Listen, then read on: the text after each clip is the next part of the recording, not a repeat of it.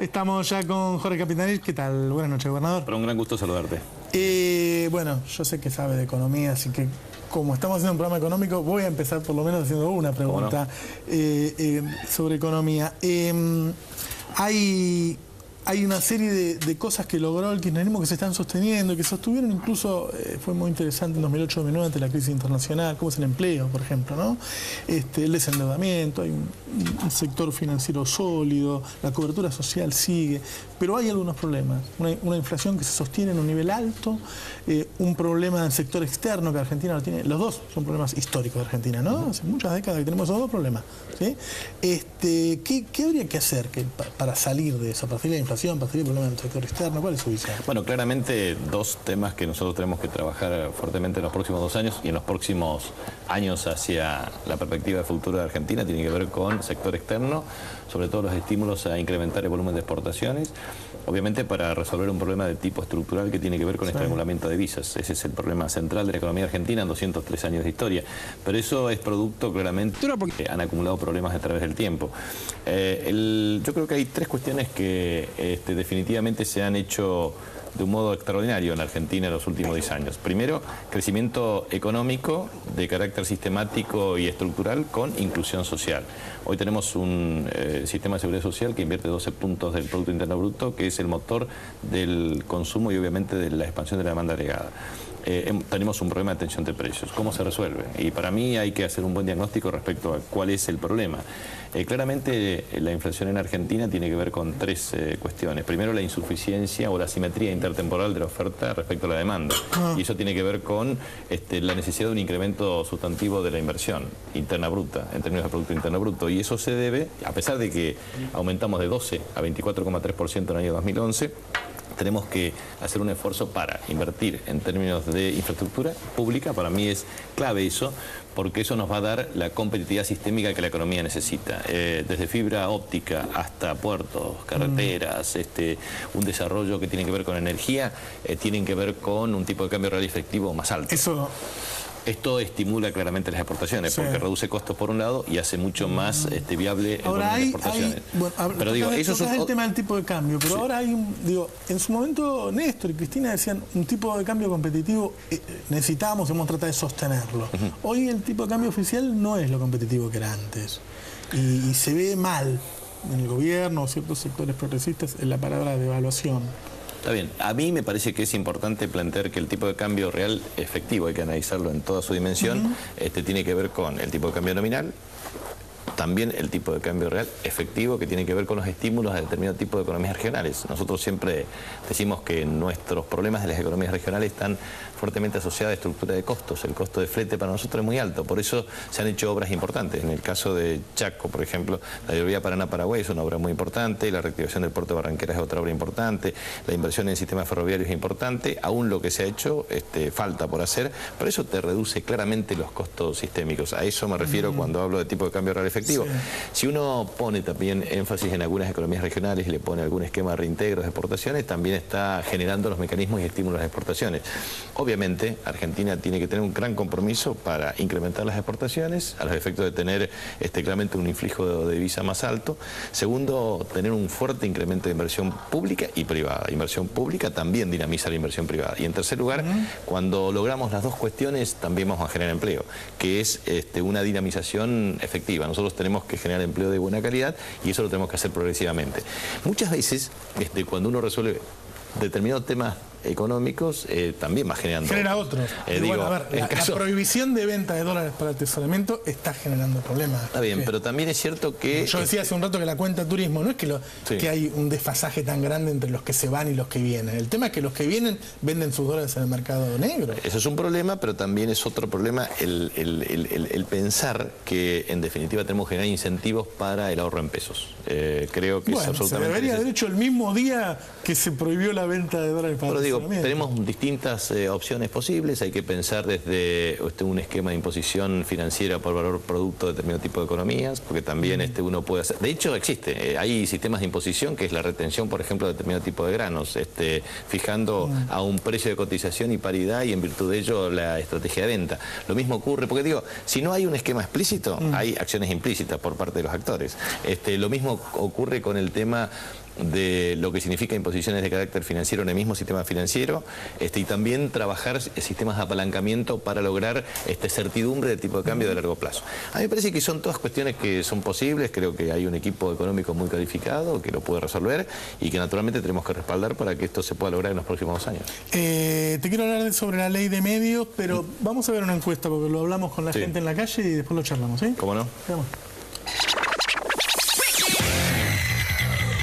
Me alegra muchísimo, es un paso adelante de la democracia. Espectacular, me parece espectacular. Si la aclaró la Corte, no hay más cháchara que da, ¿eh? Esa es la que maneja todo.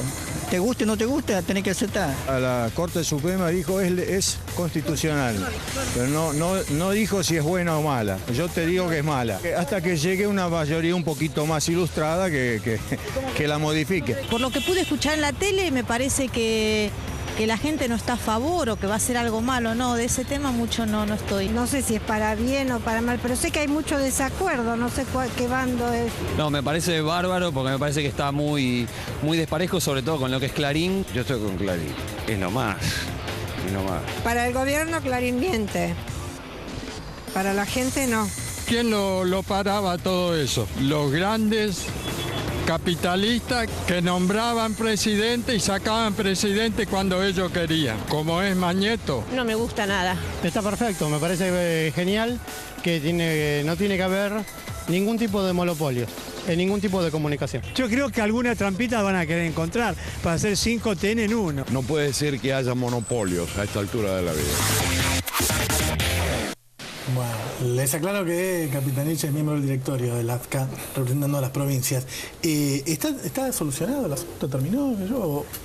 Bueno, la ley tuvo 4 años de vigencia aprobada por el Congreso, o mejor dicho, aprobada por el Congreso en 4 años.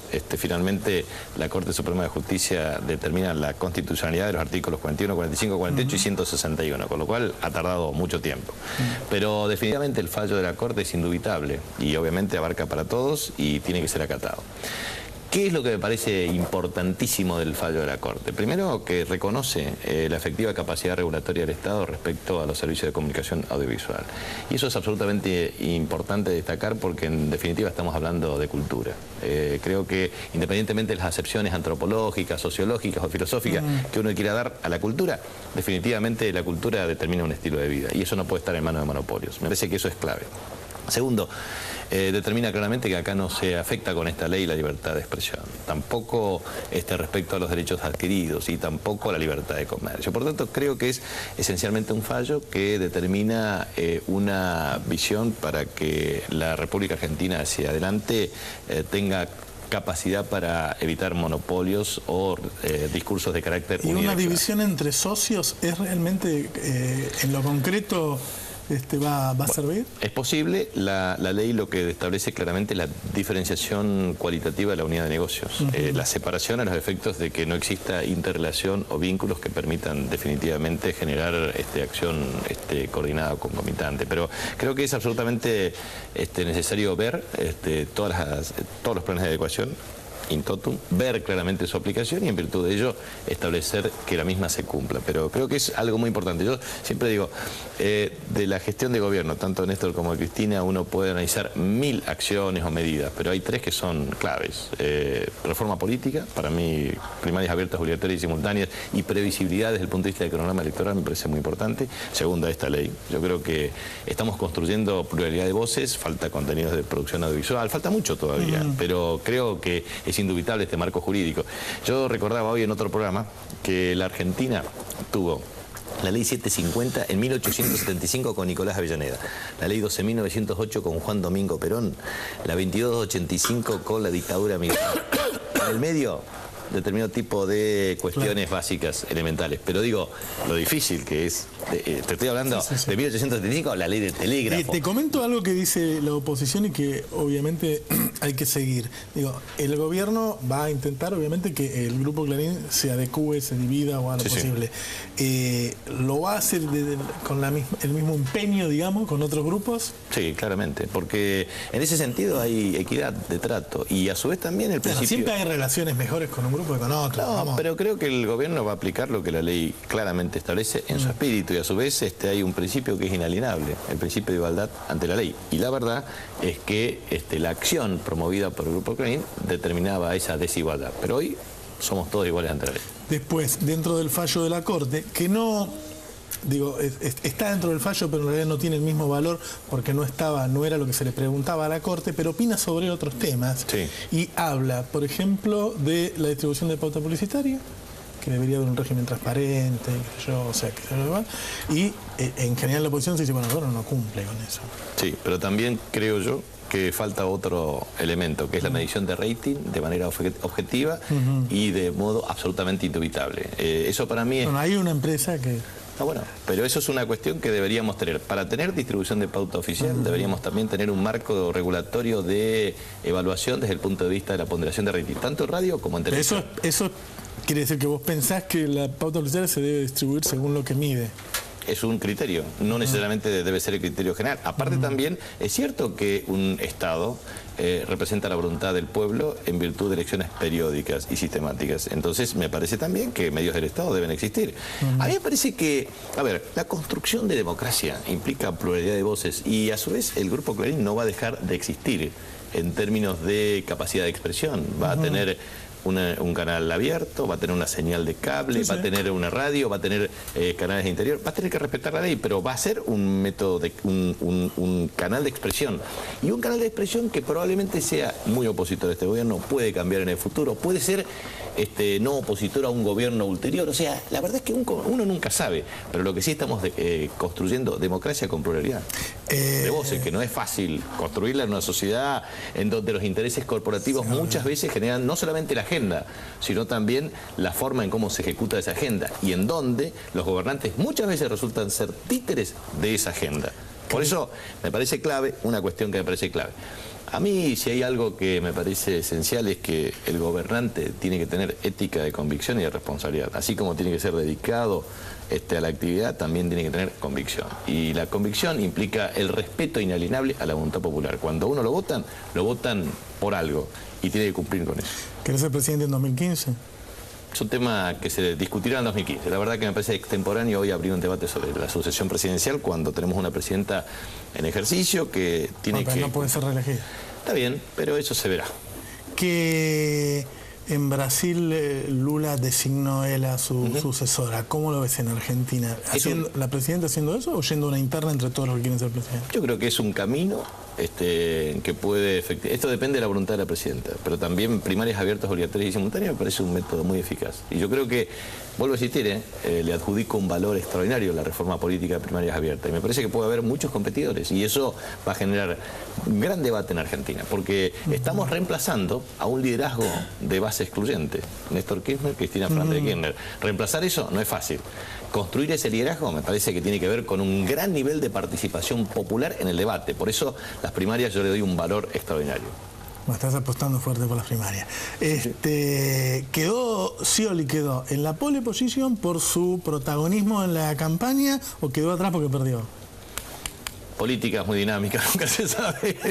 Mira, en los próximos 14 meses nunca se saben cuáles serán los actores. La verdad que hay que entender, para mí es muy respetable, todos los que quieren ser son muy respetables. ¿Por qué? Porque tienen convicción. A mí me parece que uno tiene que tener un buen programa, mucha convicción.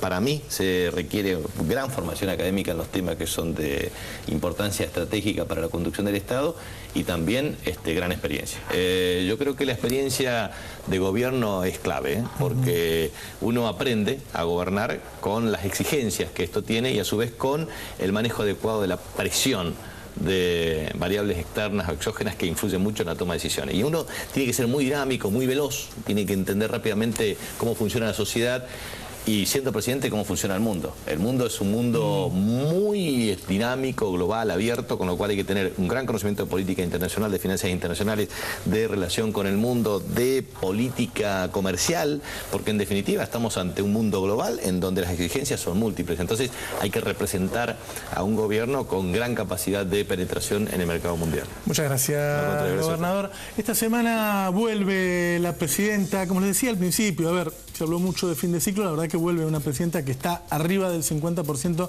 en todas las encuestas de imágenes, vuelve una presidenta que tiene supremacía, digo, no tiene mayoría, pero tiene quórum y puede enviar leyes al Congreso y sacarlas, tanto en la Cámara de Senadores como en diputados. No hubo esa fuga que se decía hacia el masismo, no solo los mantuvo, sino que no hubo eso. Y además este fallo de la Corte, indudablemente, de alguna manera es un triunfo político. Es decir, vuelve la presidenta con todo el poder para estos últimos 2 años. Tiene que hacer cambios, seguramente hay cosas para modificar que no hay que esperar a dentro de 2 años, les decía al principio, el tema del sector externo, el tema de la inflación. Va a tomar medidas, la presidenta ya hace días que está trabajando en eso, no es que mañana se va a sentar y va a volver al gobierno y se va a enterar de las cosas.